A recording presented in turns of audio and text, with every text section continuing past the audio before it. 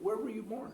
I was born in Berlin, Germany, January 29, 1933, and that is a day before Hitler became Chancellor of Germany. Wow. I mean, there's some irony there, I guess. And born into a Jewish family? I was born into a Jewish family. My father was born in 1891 in New York. Oh, really? And immigrated back? With his parents. I don't know the full story. Of course, I was too young that time. But he went back to Germany with his family. Now, in the last 2 years, I've done a lot of research, and I learned that my father was married before and divorced, but his mother was born in the UK. Oh, wow. And my father, of course, I was born in 1933, my brother in 1932, so he was quite old when he actually had us. And my mother was only 3 years younger than my father, and my mother too was married before. Huh. So had any of your father's family been from Germany, or why did he? That I do not know. I have no idea. I've been trying to research it, but I do know the family on my mother's side were from Eastern Germany, which is now Poland. For instance, my mother was from Beuthen, Oberschlesien, and my father too lived in that area, which was then Breslau, that was Germany. Now it is Wrocław. In fact, providing there's no war, I will be going to Germany in May and also visit Wrocław to kind of now look more into my family on my mother's side. What did your dad do? My dad was a tailor. He had a tailor shop in Berlin. In fact, speaking of that, in 1938, when I was not quite 6 years old, November 9th, when Kristallnacht occurred, and I remember that like it was yesterday, when the windows were shattered and the Nazis destroyed my father's store, removed his inventory, destroyed his sewing machines, his tools of the trade. And I remember that like it was yesterday. Now the unique thing was, back in 1938, the Germans arrested most Jewish store owners, but they did not arrest my father. And I heard him discuss that with my mother too, many times, and with friends. The reason he was not arrested, he thought because they considered him an American Jew, because they knew he was born in the US, and they left him alone. And of course, because of that, I think my father never made any attempts to leave Germany. He figured they'd leave him alone. They made him work as a slave laborer on the railroad after they took the store away from him, but he did remain. And he was not arrested until late 1943, so one of the last people that was arrested from the railroad where he worked and shipped to Auschwitz. And apparently, from the information I've gathered, that he was murdered 2 days after he arrived in Auschwitz. The Germans kept fantastic records, even though some of the dates were wrong. But they still documented They it. documented everything, yes. When they took your father's shop,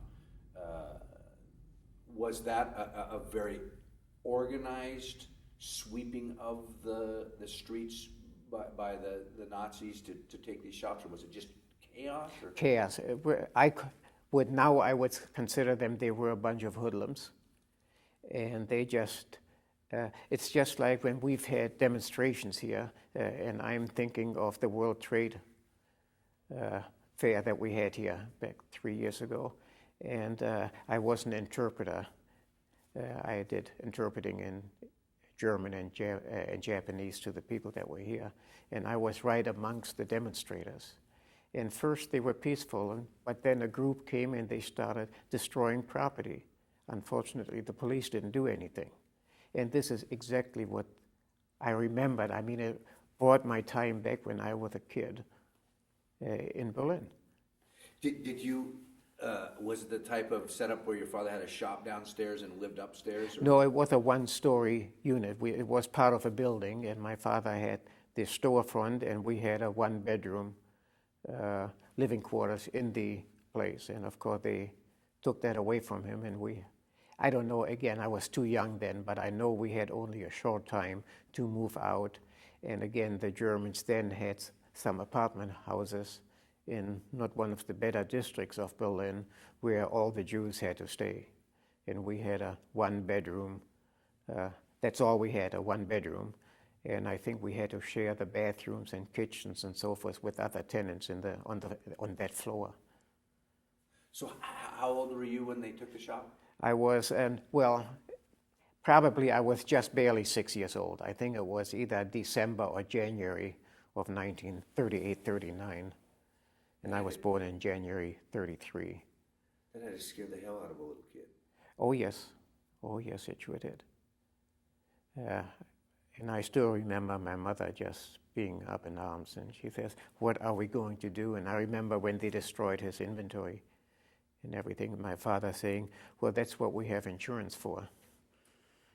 But of course, even today, I have not seen a penny yet of insurance money, and that's one of the things. I am chairman of the Survivors of the Holocaust Asset Recovery Project, and I worked very close then with the Insurance Commissioner of Washington State, Deborah Sen, and we did pass a law here in the state of Washington that the German-owned insurance companies that are operating in the state of Washington publicize the names and policyholders. But that hasn't been done yet. So these are companies that are still in existence? Right. Well, a good example is Generali. It's an insurance company from Italy, but they own a number of insurance companies right here. I could be wrong on the name, but I believe Unigard Insurance is owned by Allianz, the second largest insurance company in the world. So did they, and again, you were pretty young, but did they just take and throw everything out the windows and into the streets, or what did they? They, for instance, the sewing machines, they just threw and destroyed it. The clothing, even unfinished suits. My father was both a ladies and men's tailor. He made ladies' dresses, and they just tore those to pieces. The material, the rare material, just for sewing, I think they loaded up. I don't really know what happened there. Again, I was so scared I was in the back of the room. But they just emptied out his store, the storefront. Were these SS soldiers or were they common soldiers? Or? That I wished I would remember. I think they were mostly Hitler Youth or the real young SS, or they also had the SR, the yellow shirts. And but I can't give you the specific details. Again, I was not quite 6 years old. Yeah. Do you remember? Did it? Because you talked about your dad. That's what we have insurance right. for. So your dad, it sounds like, turn the other cheek, have a positive look, or did it break his spirit? Again, he said that after the Germans left, you see, and he was at that time when he told my mother that, "Don't worry, we have insurance." I think it was to calm her down, but he was also convinced the insurance companies would pay for the damage. Of course, that never happened. Now, you were a pretty young child, but do you think that was your first experience with discrimination? That I can remember. I know there were others. I know we were spit upon. I say we, my brother and I. But that's the first real heavy experience that I can remember. I may also add my brother is a year older, but he can hardly remember anything. In fact, he cannot even speak German to carry on a conversation. Now, it's interesting. I overheard you a little bit saying that when you came to the States, you didn't speak German for a long time. Is that? That's right. I did not want to speak German. I just had such a hate towards Germany and a horrible prejudice. Anything German I wanted nothing to do with. And I changed my mind back, I think it must have been 1970 or 1971, when I computerized the Jewish Community Center on Mercer Island, which is for Greater Seattle. And while I was working there, going through records that had to be computerized, I had then an old lady start speaking German with me. And I turned around and I said, I don't like to speak that language. And she rolled up her sleeve and showed me her numbers that were tattooed on her arm from Auschwitz. And she put her hand on my shoulder and she said, son, why do you punish your language when it was the people that were to blame? And it made so much sense that I started speaking German again. So do you consider yourself a German then? No, I consider myself an American, 100% American. In fact, even when we were a child, 5 years old, our father always said, someday we'll go to America. That's our country, even though I was born in Berlin. And again, I volunteered after I got out of high school in 1951. I volunteered for the U.S. Army. I wasn't even a citizen, but I was shipped in Korea. I kept record of casualties during the Korean War and IBM equipment. And of course, I've been in that business ever since. So your dad, even way back then, viewed himself as an American? Yes, he did. That's why we, as Adolf was saying, we spoke with a gentleman yesterday, Mr. Sveit, that was at Auschwitz, and I said it was so surreal to hear him say, and then we were set free, but he was set free in his own country, which was weird. I mean, when he got let out of, when they got liberated from Auschwitz, it was his own country. I mean, we did the same thing to the Japanese Americans here, but to think how could you be set free back to your own country? I can tell you something, if I may here. When I was born in 1933, it was common to have your birth by midwife. And the reason, again, that now I know the story, at the time, of course, I didn't, but in 1933, Hitler passed his very first ordinance. Actually, I think it was passed before he really came to power already. But that all doctors and hospitals that treat Jews will not be reimbursed by the country, by the state. And so Jews really couldn't, if they went to a hospital, they wouldn't be serviced unless it was a Jewish hospital. There weren't any that I know of. And so most of the Jewish families that needed help for birth hired midwives.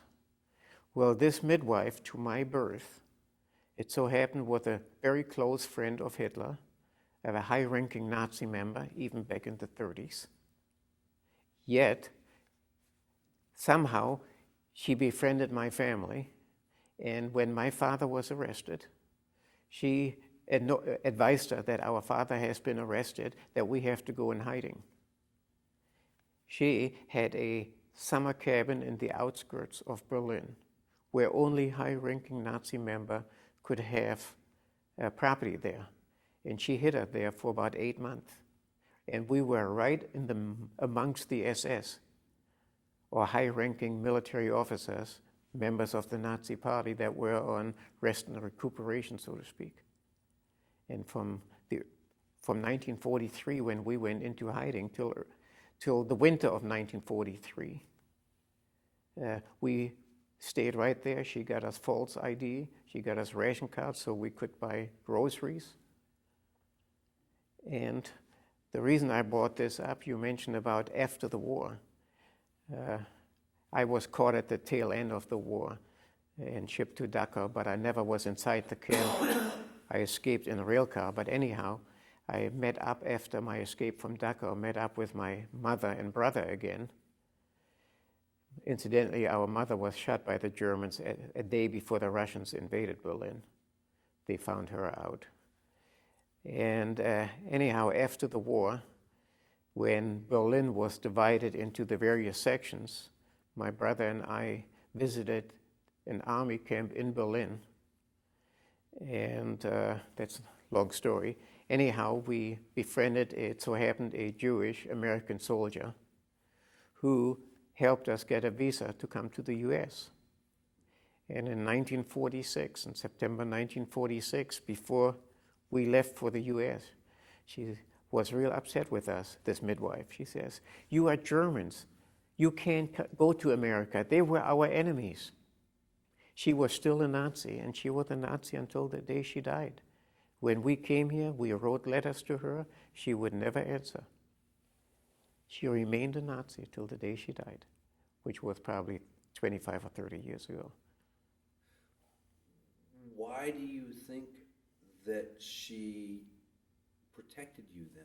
I think the only reason she befriended my family and she gave life to me, she was the midwife to my birth. And I think that's the only reason. I have no other idea why she did that. And also, I know my mother asked her, well, aren't you afraid? She says, well, if they would arrest me, we won't tell anybody that I'm helping you. But if I do get arrested, Hitler will free me. And I remember my mother even telling her, well, then, why don't you call him up now? Because she was also such a fanatic. She was convinced Hitler didn't know what was being done. That's what a fanatic she was. And my mother asked her, why don't you call up Hitler? She said, I've called him many times, but he's so busy with the war effort that he just hasn't had time to call me back. So she believed that Hitler didn't know about what was happening at That's right. and Dachau. That's right. Because I've heard the other extreme. I've heard people say, well, the people of the village didn't know what was going on. No, I'll go right back when I was arrested. Incidentally, the German archives are saying that I was arrested April 15th. But I couldn't have been because I was probably on the last train, the cattle car, to Dachau. But I think it must have been March, because in April, I'm sure the trains were not running to Dachau, which is 30 minutes drive from Munich. And the Allies were already there, and I think some other areas, the British were in there. So it had to have been March when I was arrested. But when I was arrested, first of all, I didn't have my ID. Like this midwife gave us ID, but I didn't have the ID that I belonged to the Hitler Youth. And also kids were supposed to be 10 years old and older in Hitler Youth uniform. I didn't have Hitler Youth uniform. Of course, there I stood out, even though I looked more like I was about 7 or 8 years old. And anyhow, they wanted my ID. I showed them ID. Why aren't you in Hitler Youth uniform? And where's your Hitler Youth ID? I said, I don't have it with me, and the uniforms are being washed. And what did they do? It was in a streetcar full of people, and they made me drop my pants. And that is because in Germany, only Jews are circumcised. And that's why many a man or boy was caught in Germany because of circumcision. And then they just threw me out of the train, or out of the streetcar, and they didn't hide it from anyone. And here I was, a 12-year-old boy. And they threw me into a truck, and I mean literally threw me. I had bruises. And then they took me to the SS headquarters, where I was not treated too gently for 2 days, nothing to eat or drink. And then again threw me on one of those cattle cars, which the cattle car I was on were mostly POWs, Russians that were caught in the outskirts of Berlin, I guess. And I was in mostly with them. There were a few other kids, not many, and women. And then it took, again, I'm guessing there, and also having looked at some of the archives, it looks like I was on that train for 2 days, nothing to eat, no sanitation facilities, nothing to drink. And I do know the people that fell on the floor because no sleep and too weak, they would never get up again. They'd be trampled to death. And I will think the Russian soldier that kept me from falling down, they kept me standing up and awake. And anyhow, it was during an air raid that somebody opened up the door to the rail car that I was in. And the Russian soldier that was strong enough jumped out, and I followed them. And they came upon a place, I don't know where. I visited Munich, I visited Dachau, and I tried to backtrack where that could have been, and I could not find it from the rail yard there. But there were a few German soldiers training Hitler Youth kids how to shoot a rifle. And the Russians, of course, didn't have any arms, but they were able to overpower the few German soldiers that were there, even though over half were killed themselves. And then they killed every one of the Hitler Youth kids and shot them all.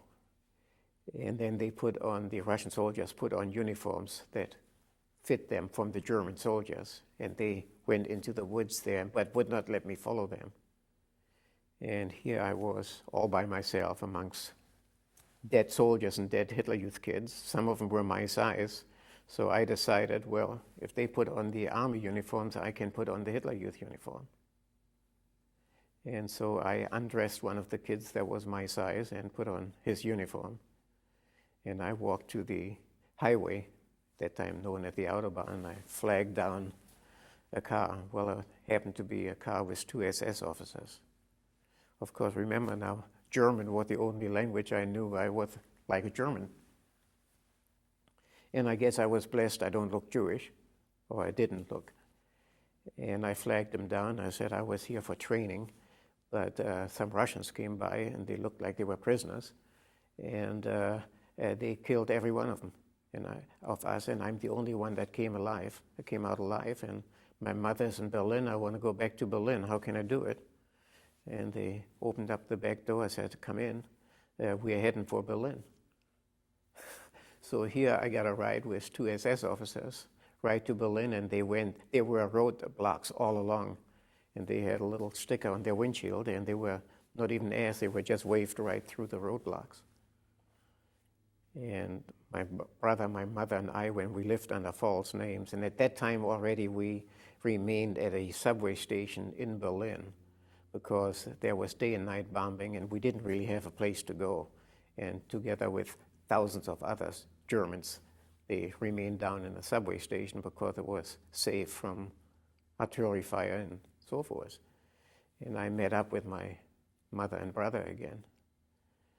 And of course, the first thing I did is we had spare clothing, and I removed the Hitler Youth uniform because I did not, otherwise they would have made me go upstairs and give me a rifle.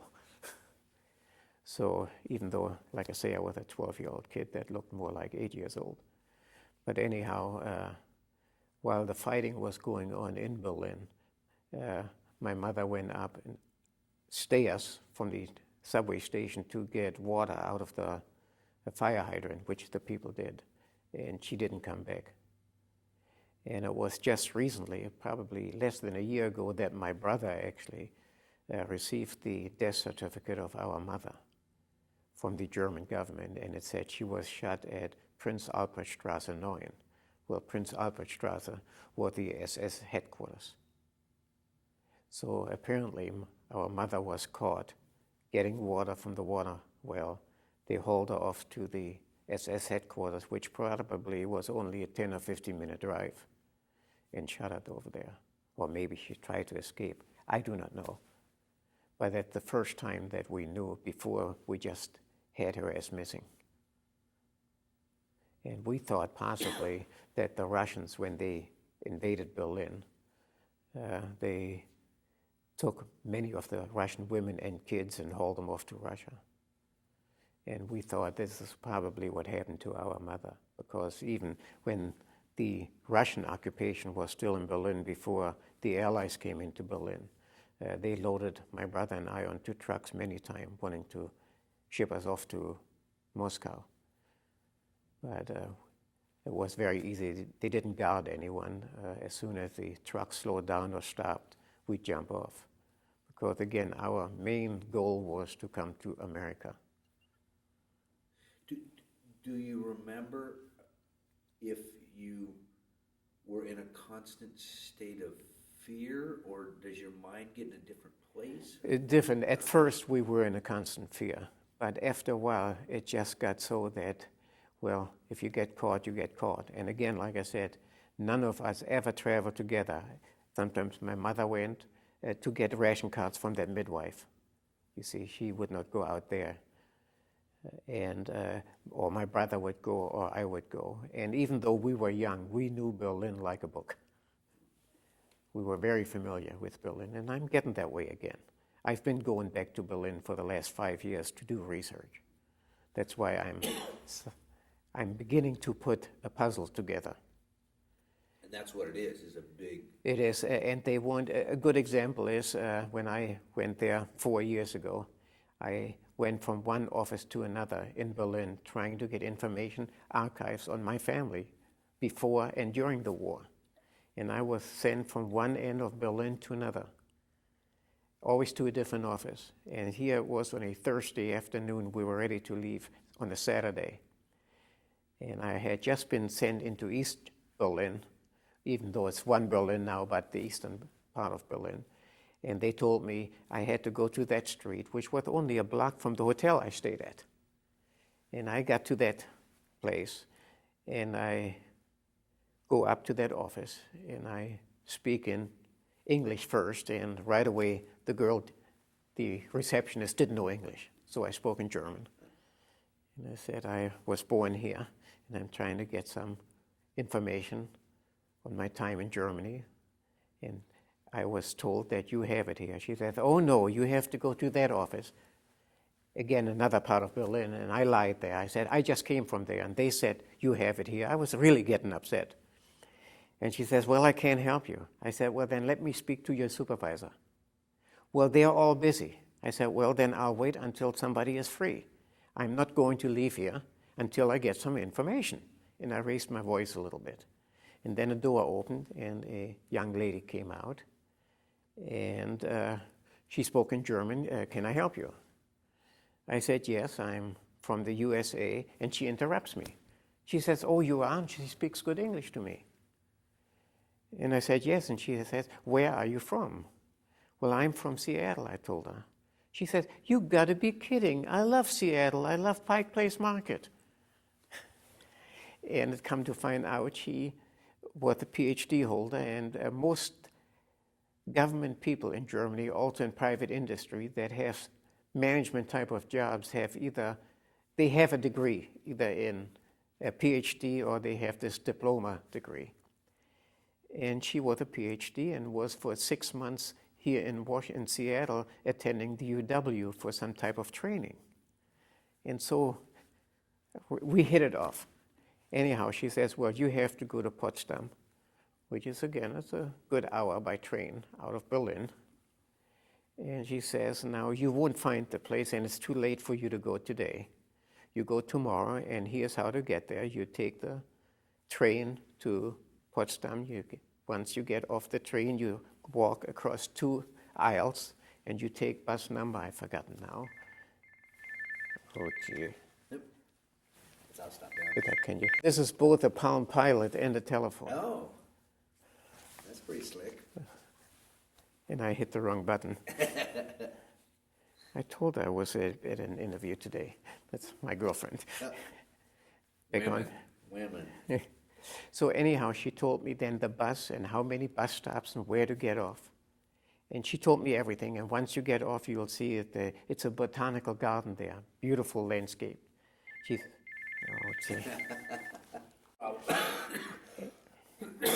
Anyhow, she says, don't go in the building. As you go up the stairway, you'll see a beautiful building. Don't go in there. That's the main office of the botanical garden. You take to the right, go about 150 feet, and you'll see a building on your right that's like a warehouse. And that's where you have to go. So sure enough, I got there the next day. And there were some people working there, landscaping. So I asked a few people in German, we're at the archive center. No, never heard of it. So anyhow, then I walk to this building. Sure enough, there's that warehouse. And I open it up, and a lady greets me. Are you Herr Taucher? My name in German is pronounced Taucher. And I said, yes. She says, well, here's the information that you were looking for. They gave me complete computer printouts. And also, I was requested by a friend of mine also living here in Seattle, who also came from Berlin, if I could get information for him. But I didn't tell that to this lady in Berlin. And then I asked, can you also give me some information on this gentleman? She says, well, just a minute, we'll get to the computer. and she gave me much bigger printout than what I had for me.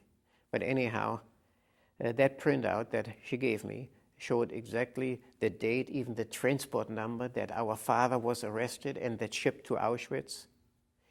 It did have the wrong birthday of my father, but it had in New York. They had all the information, and that we lived illegally from 1941. Well, that's when we were supposed to have been arrested. Of course, we weren't going into hiding until my father was arrested in 43. But I think maybe this midwife had something to do why my father wasn't arrested earlier.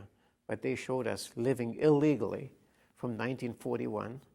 And then it showed that I was arrested April 15. Like I said earlier, that should have been March 15, I think. And that I turned up missing on April 19th or 20th, which again should have been March. And then they had where we lived after the war and emigrated in September. They even had the date that we left Germany, wow, which was September 7, 1946. They had all that information. But anyhow, they said when I left that archival center, they said there's more information, but they had to go to other archives. They had to gather that information, and they will mail it to me, and also for this other gentleman. And about 2 months later, I get a form letter from that archival center, and it said that, sorry, we have checked our archives and there's no information on you or your family. Now I sent an email to this lady that got me that information. The email address bounced. So I called up my phone, actually made a phone call, and nobody ever heard of her. And 2 years ago, when I went back, I could not find out if she's still working for the state or what happened, or if they fired her. I have no idea. Now, I ran out of time, but I'm going back in May, and I'm going to try and visit that archival center again and see what they'll print out for me this time, or if they are erasing the information. I do not know. Wow. What? And incidentally, the same thing is true on this friend of mine. They must have given me 20 sheets on his father, his parents, because his father was a MD, and they had records from his medical practice. And I brought back a whole bunch of it, and now they say there's no records available. He got a very similar letter. Wow. So it didn't end.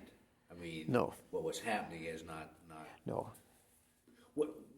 Now, your father was arrested. Were you with your father when he was arrested? No, he was out working on the railroad. Remember, they took his store away, and we lived in an apartment that they forced us to live.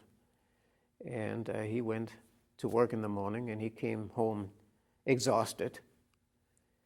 And of course, this one day, he didn't come home, but this midwife called us and says, leave the apartment, or you too will be arrested. So did you know where your father had gone at that No, time? at the time, no, we didn't know it. He sent her a postcard, though, and said, I'm in Auschwitz, everything is fine, don't worry about me, I'll be home soon. And she was upset about that because she didn't want, because they were looking, who they were sending mail to, that she would be in trouble, even though she was convinced Hitler would free her. But again, nobody came after her or anything because, again, of her connection with the Nazi Party and Hitler. But it was just a postcard with a few lines that I'm sure he was told what to write. A couple things become interesting because I've never heard of anybody sending a postcard from Auschwitz. Yes. I've heard other prisoners at prisoner of war camps, American prisoners caught, sending home to mail. No. But here, so your father was Yes, there. Yes, I do remember. That midwife, she received the postcard from him, and she was really kind of upset about that. Now, did I'll let this jet go by. Oh, isn't that beautiful music? I love airplanes. I own an aircraft. Oh. Did you have any idea at the time what Auschwitz was? No. But we knew there were concentration camps. But I think my mother knew. But we as kids were never told. We just thought this was a place where they were forced to work. We did not know until later that, yes, we knew, let's say back in 1944, after about a year living under false names, we knew if we were caught, that would be the end of our life.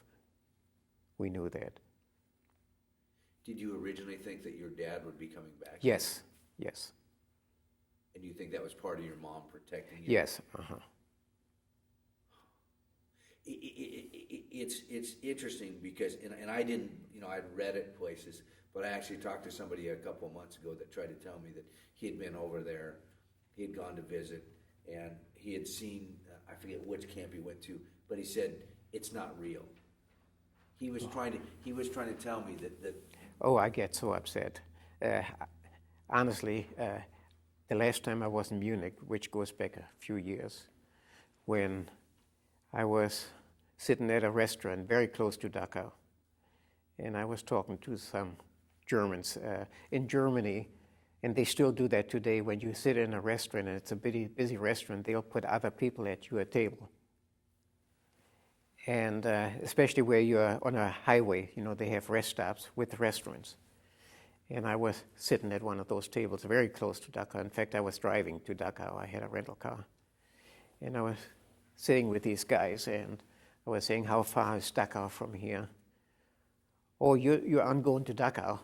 I said, yes, I want to visit there. Oh, forget it. That's all a big lie. That didn't happen.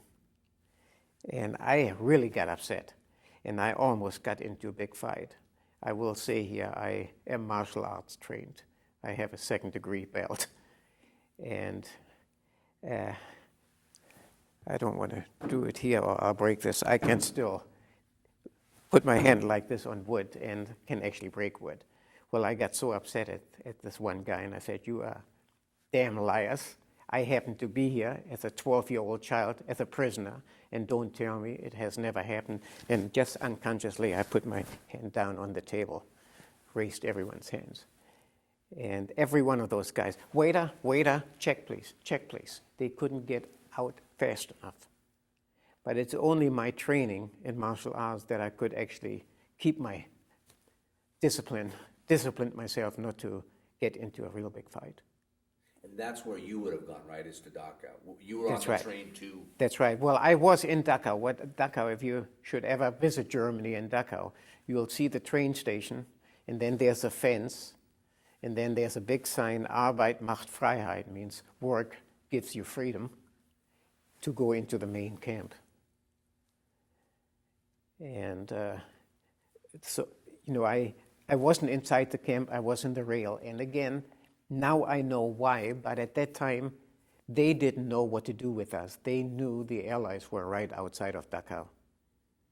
And I also, again, I don't know who did it, but I believe it was one of the guards that opened up the rail car, and when I was in the door, just so that he could get preferential treatment, probably.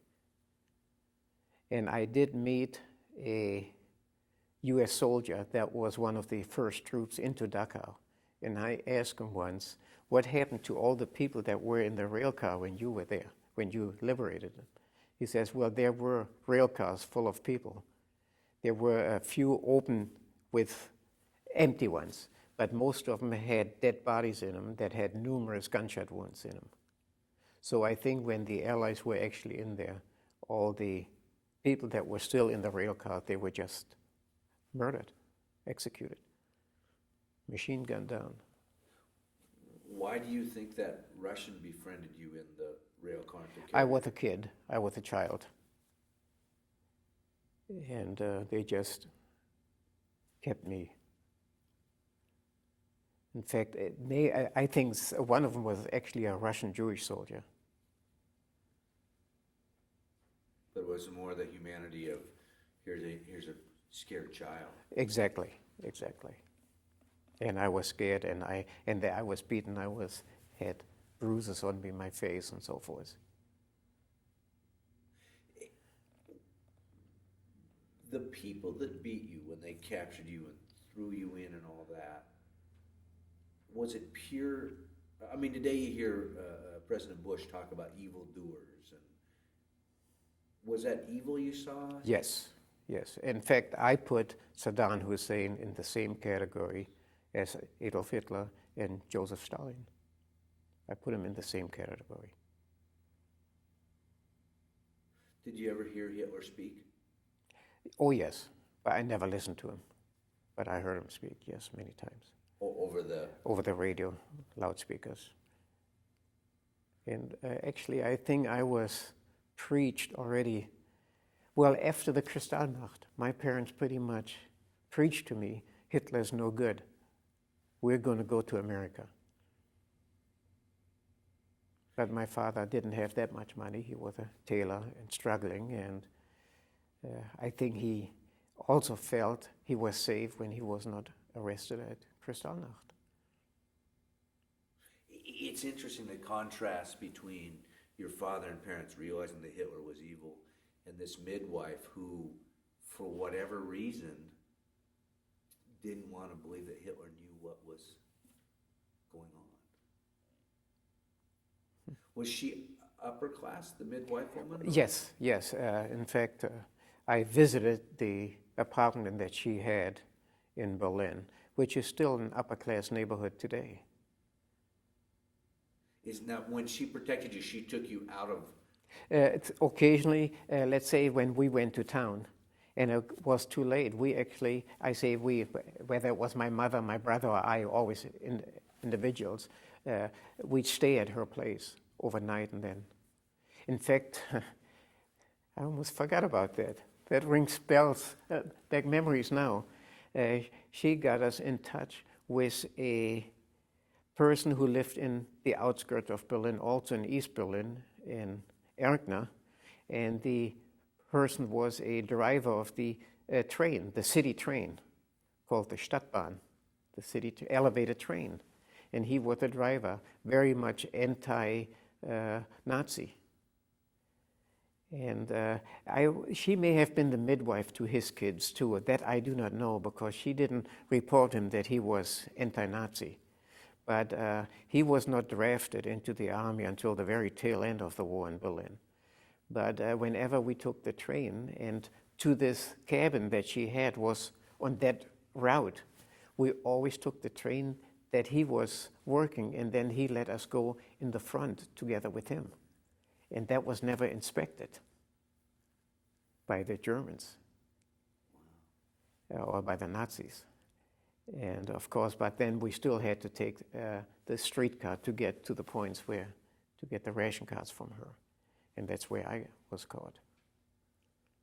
Well, it's amazing what she set up, and the whole confusing part again, that she believed Hitler, but yet here she had this friend who was anti-Nazi. Here she protected your family. That's right. No, she, I'm pretty sure, protected a few other people. So did you see glimpses of humanity that outshone? Oh yes, evil? there were, I will say, not all Germans were bad. And it's just like what you see in Iraq right now. You know, the people are too scared to talk, to speak up. And that is what happened in Germany. I mean, I have seen evil. I have seen a German soldier not given the Nazi salute of Heil Hitler and given an SS officer just a military salute, and the SS officer pulled out his pistol and shot him. I've seen that.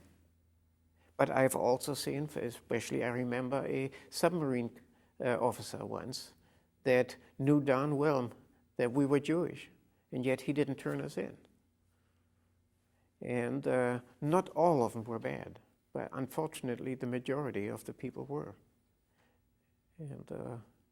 And I've heard people say that when you saw the SS versus other soldiers, that there was this whole different aura, everything. Oh, definitely. Definitely. Also, again, I don't know if that's true, but a lot of Germans have told me that all of the people the military that were working at concentration camp, putting Jews to death and so forth, beating them, were all volunteers.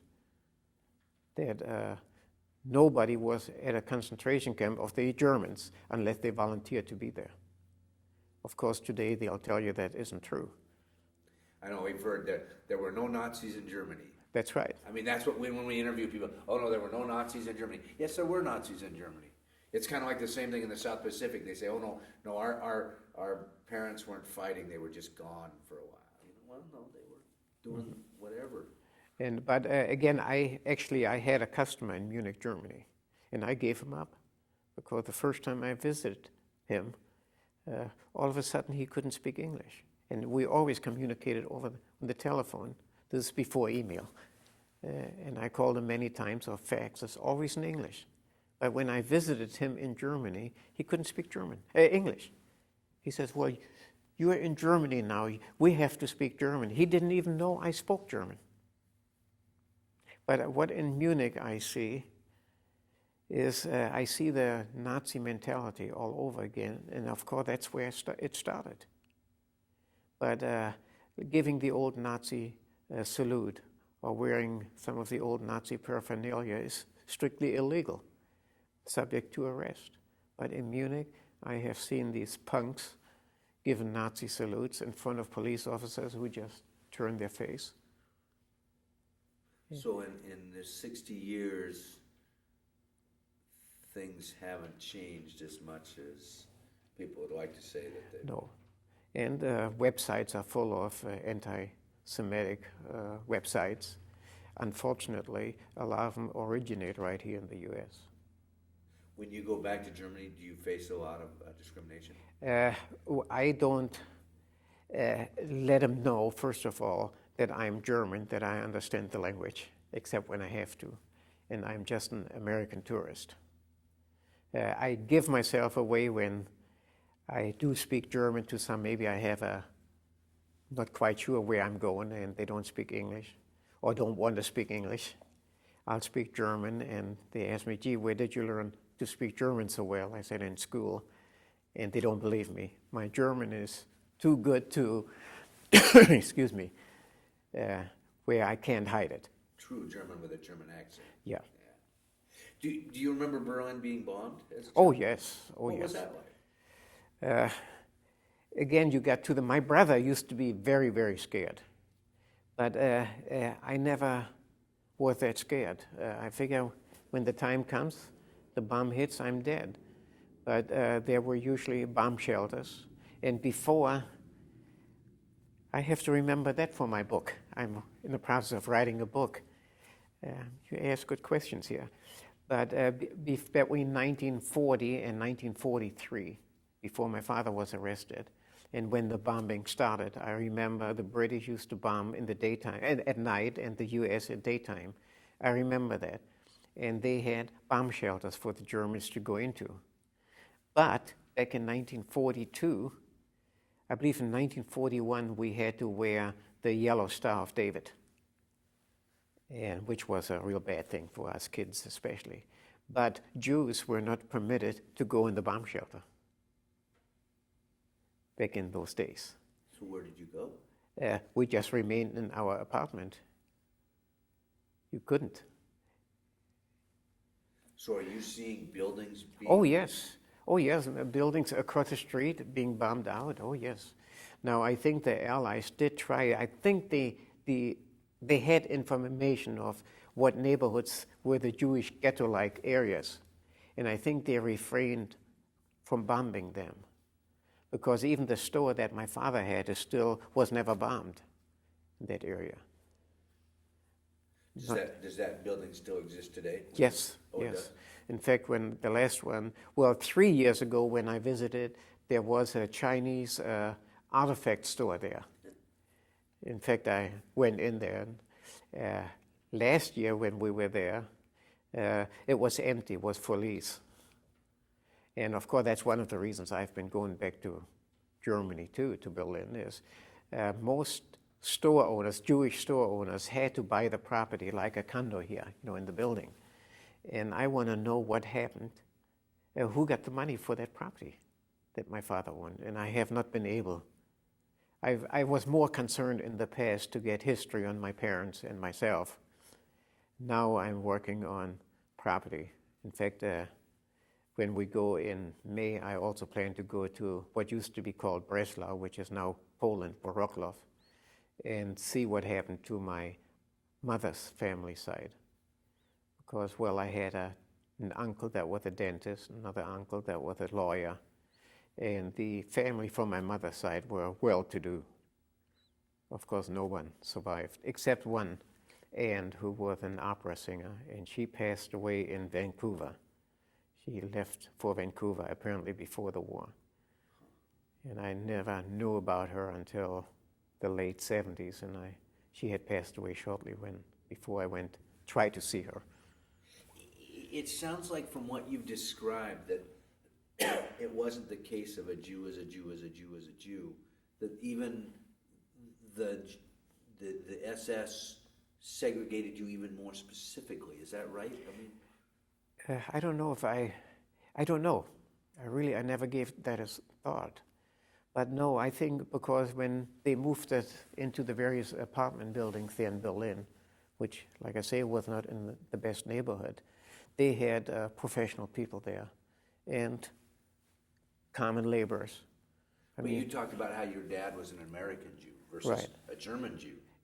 So you think I think they separated that a little bit. They gave him a little more freedom, I think, until the very end. Of course, at the end, they even arrested mixed marriages where the husband was Jewish and the wife was not, and vice versa. But I think they did not arrest where the wife was Jewish and the husband was Christian, let's say, right? They left those people alone, but the other way around, they arrested both. It's some of it's hard to fathom. I mean, to contrast with what happened here with the Japanese Americans and what happened in Germany, because it was such a different thing. I mean, here it was terrible what happened, but they weren't being executed. No, and there were a lot of, and I know some Nisei, which I don't know if you know what it means. A lot of people don't know what it means, or Issei. Issei is the first generation, Nisei is second generation. And some of the second generation Japanese really didn't have a profession. They were laborers. And they actually learned a profession while in camp, some of them, or the ones which I really find it hard to believe that they did it, that went into that 442nd Infantry Battalion and became heroes, while their parents were still in a concentration camp. And I really admire those people.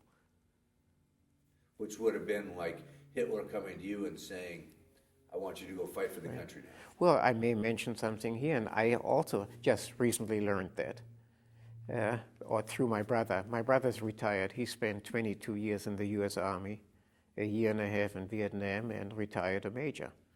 He was initially drafted. But he has lots of time on his hands, and he's done a lot of research through mail, and he actually received the discharge paper of our father when he served in World War I in the German Army. He was drafted in the German Army and actually was a lieutenant in the German Army and injured. And he got the discharge paper from the field hospital in Germany.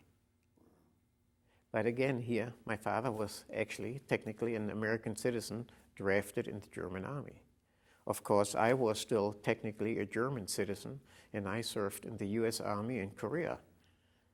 In fact, I remember when I took my test for citizenship while I was in an Army station in Fort Leonard, Missouri, and I took the test and the interview with the examiner from the immigration service, and I was in an Army uniform. And one of the questions this examiner asked me, would I bear arms for the U.S.? And I said, well, and I had my orders for Korea. And he says, I know it sounds funny, but we have to, that's a formality, we have to ask that question. Did you go to Jewish school as a child? I had to. Had to? Yes. And I only went to the first grade and second grade. Then they closed the schools, and then, of course, we went into hiding. Had to because of Hitler's orders? Yes. They closed all the Jewish schools in 1941 already. So do you remember, let's have asked some of the Japanese Americans and being a little kid where you're in school one day and these are your friends and the next day it's like they were their enemies. Oh, yes. So do you remember? Oh, yes. Oh, yes. I remember that. We had friends, and all of a sudden they wouldn't talk to us and beat us. And that happened when we had to wear the Star of David. So even little kids? Yes. So the parents or whoever taught them? It's the parents. Well, I always say prejudice, you don't, aren't born with prejudice. You're taught. And the parents taught their kids not to associate with Jews. They're animals. So even in that young age, oh yes, it crossed over and became this. Mm-hmm. Sometimes you think kids, children, have such a blind eye to things that, but yeah, of course, you're not going to eliminate prejudice. And of course, I sometimes find the same thing that the Afro-Americans find right here in the U.S. You know, some of my best friends are black, right? Well, but of course they know they are black. But with me, a lot of people say, and I hear them badmouth a Jew. And I say, why you do that? I'm Jewish. Am I that bad? Oh, I didn't mean it like this. I have many friends that are Jews. I'm talking about the other Jews. Uh-huh. Yeah. Yeah. I'm only talking different Jews. Huh. Wow. It's, was it chaos in Berlin? I mean, was it, I mean, you talked about WTO and comparing that. Excuse me, was it just out of control, evil-hungry, power-hungry people roaming the streets? That's right. It was the same type of hoodlums that used a demonstration over here, back at the World Trade, and except you had it in bigger quantities, and you had them throughout Germany, and destroying Jewish property. And the Jews were like my father and everyone else. If you try to defend yourself, you're dead. And endorsed by the government. That's right. The government, the police would stand by to be sure that no one defends himself. I mean, you said it. It was endorsed. But it's just an excuse to destroy. Did you have aunts and uncles around the area, or was it pretty much your mother and father? I think it was only my mother and father. Again, some of it, I know I had an uncle, a dentist, that went to Shanghai back in 1937 or 38. We had two cousins who, one of them, they were brothers. One of them went to South America, and another one to Shanghai. And after the war, they came and lived in Joplin, Missouri, and that's who my brother and I then lived when we came to the States until we finished high school and I went in the Army. My brother worked for a department store afterwards until he was drafted. What do you think the history books are leaving out about this? That I always wonder, and this is why I started talking and I give speeches to Rotaries, to schools. In fact, 2 years ago I talked to senior officers at Fort Lewis, and I'm scheduled to talk to the 5th Cavalry Division, I think, in Fort Lewis in April. And because it shouldn't be forgotten.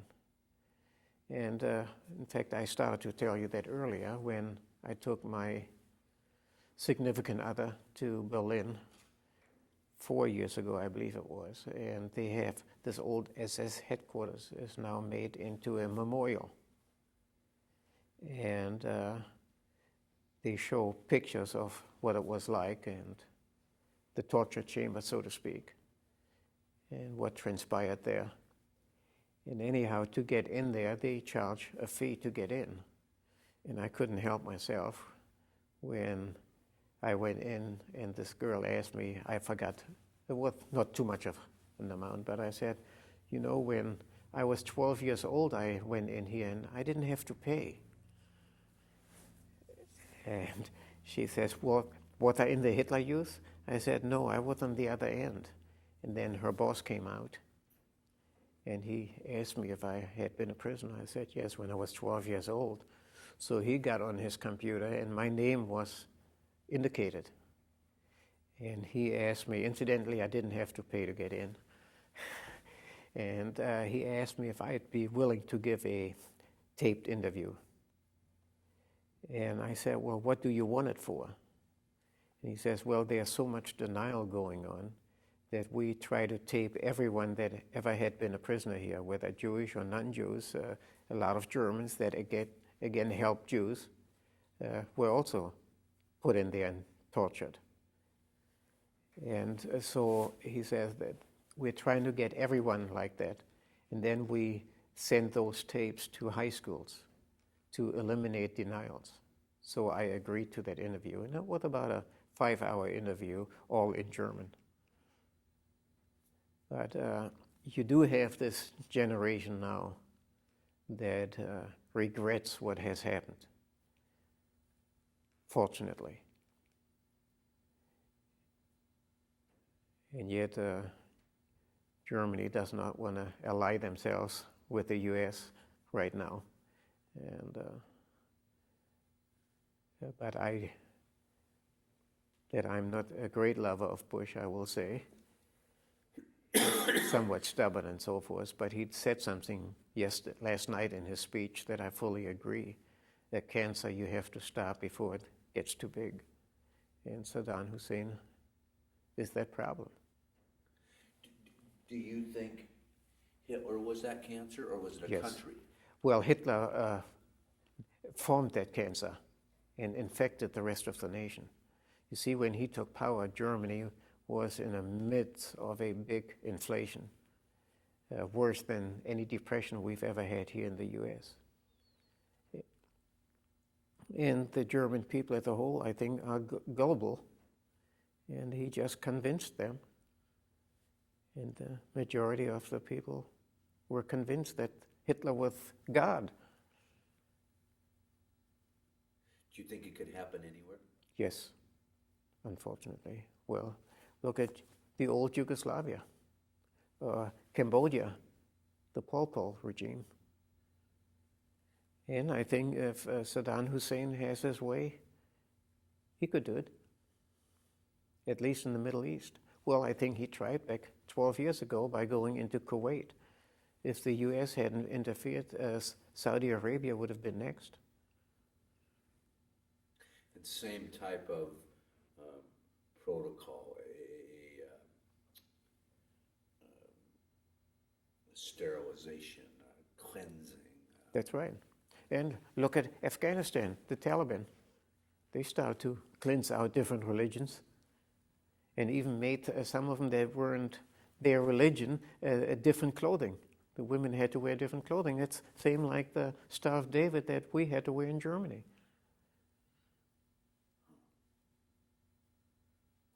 My tape's beeping me. I got to switch tapes here.